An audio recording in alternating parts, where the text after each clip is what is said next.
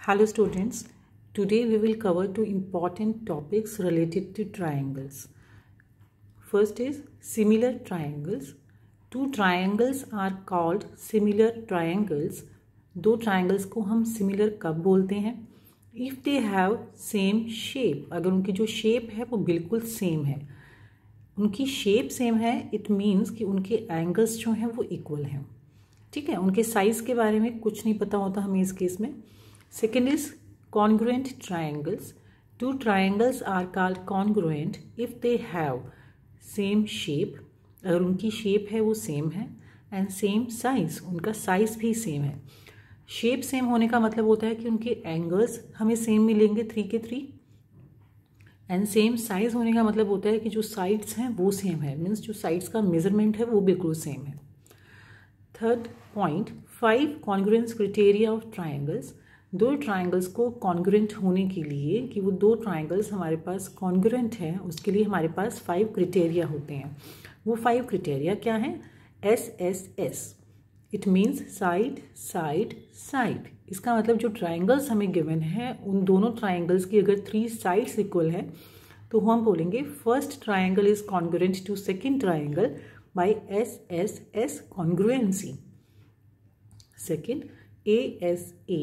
It means अगर दोनों triangles की angle side angle, it means कि बीच व एक साइड हम ले रहे हैं, उस साइड पर बनने वाले जो दोनों एंगल्स हैं, दोनों एंगल्स की बीच वाली साइड हमारी इक्वल है और वो 2 एंगल्स अगर इक्वल हैं तो दोनों ट्राइंगल्स कॉन्ग्रुएंट है.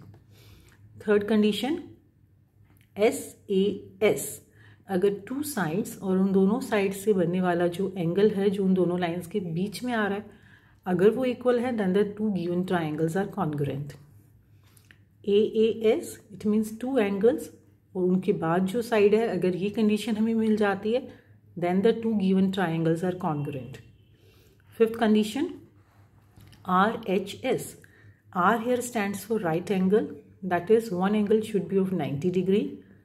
H is for hypotenuse. Hypotenuse भी एक साइड ही है लेकिन हमने उसको यहाँ पे वर्ड H क्यों दिया है? क्योंकि जो 90 डिग्री के अपोजिट वाली साइड होती है उसको हम हाइपोटेनस बोलते हैं. मीन्स अगर ट्राइंगल में एक एंगल 90 डिग्री का है और उसके अपोजिट वाली साइड 90 डिग्री के एंगल की जो अपोजिट साइड है हाइपोटेनस अगर वो इक्वल हो जाती है और हाइपोटेनस को छोड़ के जो 2 साइड्स है उनमें से कोई एक साइड इक्वल हो जाए, मीन्स 90 डिग्री का एंगल हाइपोटेनस इक्वल और एक और साइड अगर इक्वल है then the 2 given triangles are congruent. Fourth CPCT. What does this mean? Corresponding parts of congruent triangles are always equal. इसका मतलब क्या होता है कि जो कॉन्ग्रुएंट ट्राइंगल्स अगर हमने 2 ट्राइंगल्स को कॉन्ग्रुएंट प्रूव कर दिया है तो उनके सारे कॉरस्पॉन्डिंग पार्ट्स इक्वल होते हैं. Corresponding parts means 3 sides and the 3 given angles are equal. If 2 triangles are congruent to each other then their corresponding sides as well as angles are equal. Suppose अगर मैंने किसी 2 triangles को किन्हीं भी 2 triangles को SSS property से congruent prove कर दिया और हमसे पूछ लिया कि एंगल A किसके इक्वल होगा, तो जो हमें क्राइटेरिया गिवन है कॉन्ग्रुएंसी जो हमें गिवन है जो रिलेशन उसको देखकर हम आराम से बता सकते हैं कि एंगल ए किस एंगल के इक्वल होगा और वो रीज़न क्या होगा हमारा CPCT.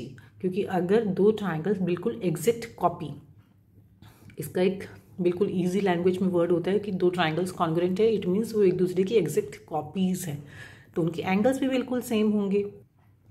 फॉर एग्जाम्पल देखो हमारे पास गिवन है if triangle ABC is congruent to triangle PQR. This is the symbol for congruency. Equal to का साइन है और ऊपर एक टिल्ट है. ठीक है, अब इसमें देखो लिखने का तरीका बहुत ज़्यादा इंपॉर्टेंस रखता है यहाँ पे. इट मीन्स जो फर्स्ट अल्फ़ाबेट है और यहाँ पे जो फर्स्ट अल्फ़ाबेट है ये दोनों एंगल्स हमारे पास इक्वल होंगे. अगर आपसे पूछ लिया क्वेश्चन पेपर में एक सिंपल सा ही क्वेश्चन आ गया कि this triangle is congruent to this triangle, तो एंगल ए किसके इक्वल होगा? आप बोलोगे हमें तो मेजरमेंट ही नहीं दिया. तो यहाँ पे जो फर्स्ट अल्फ़ाबेट होता है, फर्स्ट अल्फ़ाबेट के वर्टेक्स पे जो एंगल बनेगा और यहाँ पे भी सेकंड ट्राइंगल में जो फर्स्ट लिखा है वो एंगल इक्वल होंगे. Angle A will be equal to angle P. यहाँ से एंगल बी सेकंड अल्फ़ाबेट लिया है तो यहाँ से भी हम सेकंड वाला अल्फ़ाबेट जो कि वर्टेक्स है हमारा यहाँ पे angle B will be equal to angle Q and angle C will be equal to angle R. ठीक है, सिमिलर कंडीशन हमारे पास बेटा साइड्स के केस में भी होगी। ए बी जो लेंथ है, this side will be equal to P Q, क्योंकि हमने फर्स्ट और सेकेंड अल्फाबेट को लिया। Then B C will be equal to Q R and A C will be equal to P R. अगर मैंने side को ऐसे लिखा है सी ए, तो आप भी इस ट्राइंगल से भी साइड्स को ऐसे ही लेंगे, थर्ड अल्फाबेट और फिर फर्स्ट वाला। C A will be equal to R P. बहुत ही इंपॉर्टेंट चीज़ है, ट्राइंगल्स कॉन्ग्रुएंट हैं, सिंगल साइड, डबल साइन के इक्वल है, एंड ट्रिपल साइंस। ठीक है, डिफ्रेंशिएट करने के लिए हमने लिखा था। This is all for today. Thank you, God bless you all.